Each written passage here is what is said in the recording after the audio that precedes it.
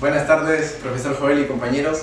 Bueno, nosotros vamos a desarrollar el problema de ciclometría en el curso de termofluidos y nosotros somos... ¡Grupo 5! Bueno, continuando con el problema, empezamos por los datos iniciales. Nos dicen de que en el estado 1 tenemos estos datos: el caudal, la temperatura, la humedad relativa y la presión del aire húmedo. Bueno, lo primero que tenemos que hacer es operar la fórmula de la humedad relativa, que es: la humedad relativa es igual a la presión de vapor entre la presión de saturación en esa temperatura del estado 1, que en este caso sería 30 grados. Gracias a las tablas termodinámicas podemos decir de que la presión de saturación a 30 grados es 4,246 kilopascales.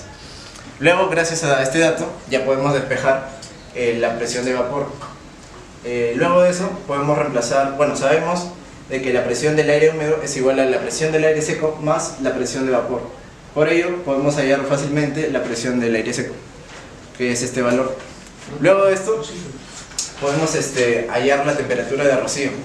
La temperatura de rocío va a ser la temperatura en la cual se condensa el vapor de agua.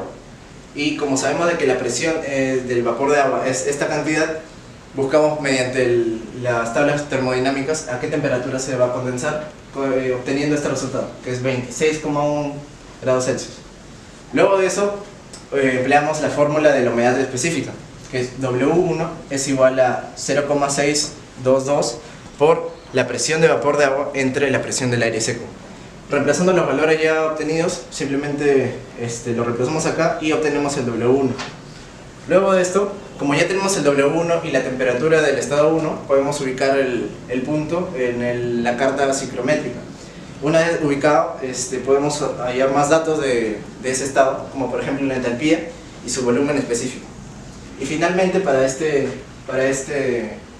parte del problema, podemos hallar el flujo másico del aire seco, que es el caudal que nos dan de dato principal entre el volumen específico hallado en la carta ciclométrica. Lo dividimos y nos sale 0,225 kilogramos de aire seco en 3 segundos. Y esa sería la primera parte del problema. Bien, ahora considerando el proceso de 1 a 2, considerando FEST, podemos llegar a esta fórmula en donde igualamos el flujo de masa de aire seco en 1 y 2. Luego, considerando FEST también, podemos llegar a esta fórmula en donde relacionamos la humedad específica y el flujo de masa de aire seco en 2 y el flujo de masa de agua condensada, que ya lo teníamos por dato, y con lo cual llegamos a la humedad específica en 2, que es esta de aquí. Luego, como podemos notar que se condensa agua, entonces podemos decir que llega a la temperatura de rocío, por lo cual está en una humedad relativa de 100%. Con eso podemos llegar a la humedad específica, que es este valor de aquí. Y luego, para el estado 2 lo podemos ubicar en la carta psicométrica, en donde se pueden sacar los siguientes datos: la entalpía de 2, que es esta de aquí, y la temperatura en 2, que es esta de aquí.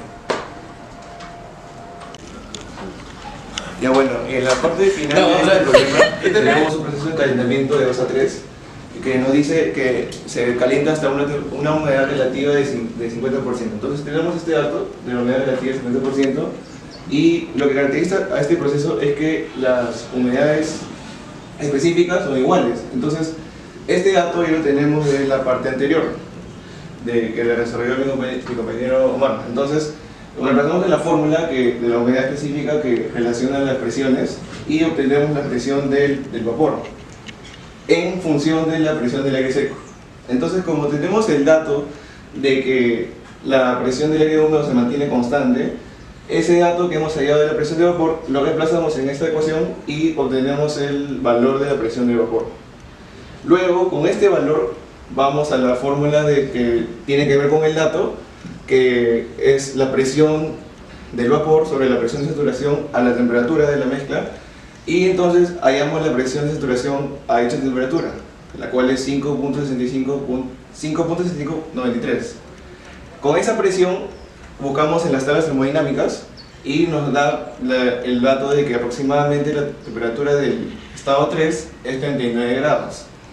Entonces finalmente se ubica el estado 3, ya que tenemos su temperatura, la cual hemos hallado acá, y su humedad específica, conocidos. Entonces hallamos que según la carta, la entalpía del estado 3 es 87,8 kilojoules sobre kilogramos de aire seco. Entonces tenemos la fórmula de este proceso que indica que el calor es igual al flujo de masa por la diferencia de entalpías, la cual da 4.3 kilowatts. Y ahora... acompáñenme. Bueno, para ubicar los procesos en la tabla ciclométrica necesitamos los datos de temperatura 1, que es 30 grados centígrados, la humedad relativa 1, que es de 80%. Bueno, son procesos de enfriamiento y calentamiento, como vemos en la figura. Bueno, vamos a la carta ciclométrica. Con la ayuda de los datos que tenemos inicialmente, la temperatura de 30 grados centígrados y la humedad relativa de 80%. Con esos datos ubicamos el punto 1. Y luego, gracias a eso, podemos obtener la entalpía y el W1. Como es primero hay una etapa de enfriamiento, que se enfría con un W1 constante hasta llegar a la temperatura de rocío. Luego se sigue enfriando con una humedad relativa del 100% hasta llegar al punto 2, el cual conocemos gracias a que con la ayuda de los cálculos y con las fórmulas hallamos este W2. Trazamos una línea horizontal hacia la izquierda y ubicamos el punto 2. Luego sigue la etapa de calentamiento. Se calienta también con un W2 constante, como vemos acá en la figura, de 2 a 3, un W2 constante, hasta llegar a una humedad relativa del 50%, porque eso te piden en el problema. Humedad relativa del 50%. Así que llegamos a este punto, ubicamos el punto 3 y obtenemos la temperatura del punto 3. Sería como una línea vertical hacia abajo, 35 grados Celsius, humedad relativa del 50%, su W2, su entalpía, y ya, tenemos estos datos.